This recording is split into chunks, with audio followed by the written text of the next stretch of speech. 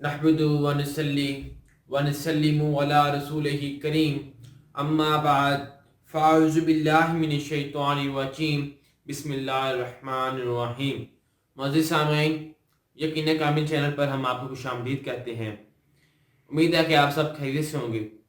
इससे पहले कि मैं अपनी वीडियो को शुरू करूं, इस बात की यकीन दहानी करवा लें कि आपने हमारे चैनल को सब्सक्राइब कर दिया है। तो सबसे पहले जो आपने काम करना है, या अगर आप हमारी वीडियो को पहली मर्तबा देख रहे हैं तो हमारे इस चैनल को सब्सक्राइब करें और साथ ही साथ जो नीचे दिया गया बेल आइकन है उसको भी दबा दें, ताकि हमारी हर वीडियो का अपडेट आप तक बवक्त पहुंचती रहे। तो दोस्तों, सूरत मोहम्मद कुरान मजीद की 46वीं सूरत है, जो कि 26वें पारे में मौजूद है। इस सूरत के 4 रकू और 38 आयात हैं।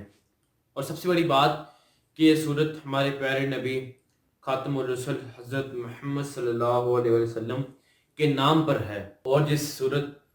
नहायत फजीलत वाली है। आज जो हम आपके पास वजीफ़ा लेकर आए हैं वो सूरत मोहम्मद की एक आयत का वजीफ़ा है, जो कि बहुत ही मुजर्रब वजीफ़ा है और बहुत ही आजमूदा है। इंशाल्लाह आप इस वजीफ़े को जिस भी किसी मकसद के लिए करेंगे तो आप देखेंगे कि वो आपका मकसद इस वजीफ़े की बरकत से पूरा हो जाएगा। ये वजीफ़ा किस आयत का है और इसे कैसे करना है, ये मुकम्मल तफसील जानने के लिए इस वीडियो को आखिर तक देखिएगा। तो दोस्तों, जैसा कि हमने आपको बता दिया है कि जो आज का वजीफ़ा है वो सूरत मोहम्मद का है, तो उस वजीफ़े के बताने से पहले क्यों ना कुछ सूरत मोहम्मद की फजीलत बताई जाए। तो आए हम आपको आज कुछ सूरत मोहम्मद की फ़ज़ाइल बताते हैं। दोस्तों, याद रहे कि इस सूरत की दूसरी आयत में खातमुर रसूल पैगम्बर इस्लाम हज़रत मोहम्मद सल्लल्लाहु अलैहि वसल्लम का इसमें मुबारक नाम मुबारक लिखा गया है, इसलिए इस सूरत का नाम सूरत मोहम्मद ठहरा हुआ है। और इस सूरत का दूसरा नाम तिताल भी है। तो वाक़या ये है कि दुश्मनाने इस्लाम के साथ जंगो जहाद की सूरत में ये सूरत इंतहाई मुजर्रब साबित होती है और इंतहाई फ़ायदेमंद और इंतहाई मौसर साबित होती है। कि इस सूरत की दूसरी आयात में दुश्मनाने इस्लाम यानी कि काफिरों की बहुत सी खसूसियात और उनके किताल का और उनकी जो सिफात हैं उनके बारे में जिक्र किया गया है, उनको बयान किया गया है, और उनके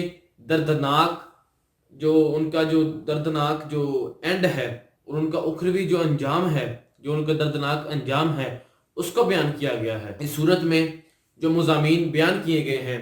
वो ये हैं कि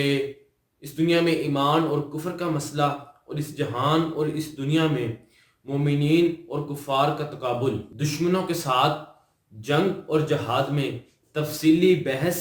और कैदियों के मुतल्लिक हुक्म, इसका एक बड़ा हिस्सा मुनाफिकीन के हालात की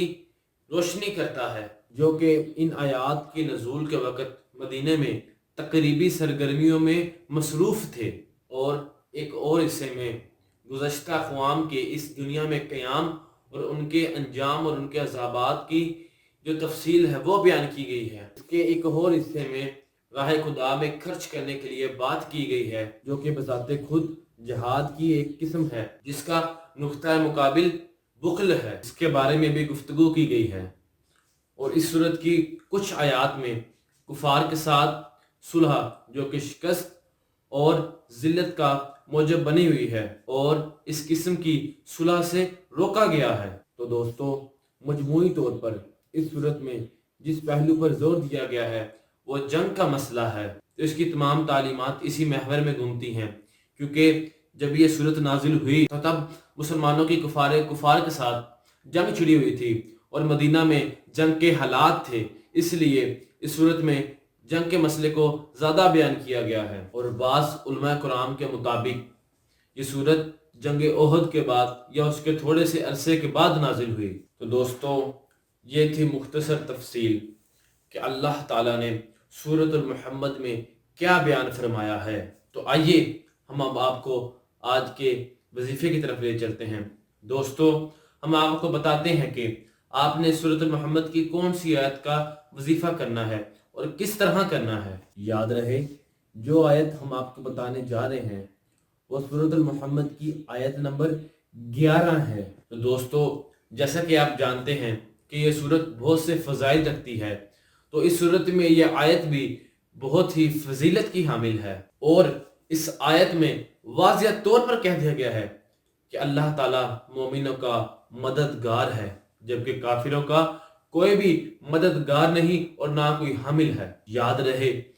جب آپ کو کوئی بھی پریشانی درپیش آ جائے، مالی پریشانی ہو یا پھر روحانی پریشانی ہو، پریشانی اولاد کی طرف سے ہو یا کسی مقدمے میں پھنس گئے ہوں، یا کوئی قرض چڑھا ہو، یا رزق میں برکت نہ پیدا ہوتی ہو، یا دشمن کی طرف سے کوئی آپ کو شکایت ہو، تو آپ اس آیت کا ورد کریں اور کثرت سے ورد کریں، تو پھر دیکھیے گا اللہ تعالیٰ انشاءاللہ اس آیت کی برکت سے کس طرح آپ کو تمام پریشانیوں اور تمام مقدموں سے نجات دے دے گا، تمام آفات سے نجات دے دے گا۔ اس آیت کا جو آپ نے کسی خاص مقصد کے لیے وظیفہ کرنا ہے وہ ایسا ہے کہ یہ وظیفہ آپ نے 7 دن تک کرنا ہے۔ یہ وظیفہ آپ نے 7 دن تک کرنا ہے، تو وہ یہ ہے کہ آپ نے سب سے پہلے 11 مرتبہ درود ابراہیم پڑھنا ہے، اس کے بعد 313 مرتبہ اس آیت مبارکہ کی تلاوت کرنی ہے، اور پھر اس کے بعد دوبارہ آپ نے 11 مرتبہ درود ابراہیم پڑھنا ہے، اور پھر اس کے بعد آپ نے اپنے مقصد کے لیے دعا کرنی ہے۔ اس کے بعد انشاءاللہ آپ خود ہی دیکھیں گے کہ جس مقصد کے لیے آپ نے یہ وظیفہ کیا ہوگا، جب آپ اس وظیفے کو 7 دن کے لیے کریں گے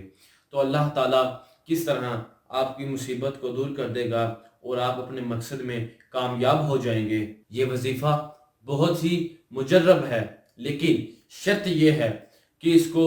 کامل یقین کے ساتھ کیا جائے، پورے اطمینان اور سکون کے ساتھ کیا جائے، دل میں یہ یقین ہو کہ اللہ تعالیٰ اس کا اجر دے گا، اس کے وسیلہ سے، اس کی برکت سے ہمارا مقصد پورا ہوگا۔ تو دوستو، یہ تھا وہ وظیفہ جس کے بارے میں ہم آپ کو بتانا چاہ رہے تھے اور جو ہم نے آپ کے سامنے عرض کیا ہے۔ تو دوستو، یہ وظیفہ اگر آپ اپنے یقین کامل کے ساتھ کریں گے، دل میں یہ یقین ہوگا کہ اللہ تعالیٰ اس کی برکت سے ہمارے مسئلے کو حل کر دے گا، ہمارے مقصد کو پورا کر دے گا، تو انشاءاللہ پھر دیکھیے گا آپ اپنے مقصد میں کامیاب ہو جائیں گے۔ اللہ تعالیٰ آپ کو دلی سکون عطا فرمائے گا، اور اسی طرح آپ کی زندگی حسین و جمال بن جائے گی۔ تو دوستو، ہمارا یہی مقصد ہے کہ اس طرح کے میٹھے میٹھے پیارے پیارے وظیفے آپ تک پہنچاتے رہیں۔ تو اگر آپ ہماری اس ویڈیو میں پہنچاتے رہیں، تو اگر آپ ہمارے اس چینل پر نئے ہیں یا اس ویڈیو کو پہلی مرتبہ دیکھ رہے ہیں، تو ہم آپ سے درخواست کرتے ہیں کہ ہمارے اس چینل کو لازمی طور پر سبسکرائب کریں اور ساتھ ہی ساتھ بیل آئیکن کو بھی دبا دیں، تاکہ ہماری ہر ویڈیو آپ تک پہنچ سکے اور آپ ایسے میٹھے میٹھے وظائف سن سکیں، دیکھ سکیں، اور آپ ان پر عمل پیرا ہو سکے، تاکہ آپ کی زندگی حسین بن جائے اور ہموار ہو جائے، آفات آپ سے دور ہو جائیں۔ تو دوستو، ہماری اس ویڈیو کو لائک کریں، کمنٹ کریں اور شیئر کریں۔ والسلام۔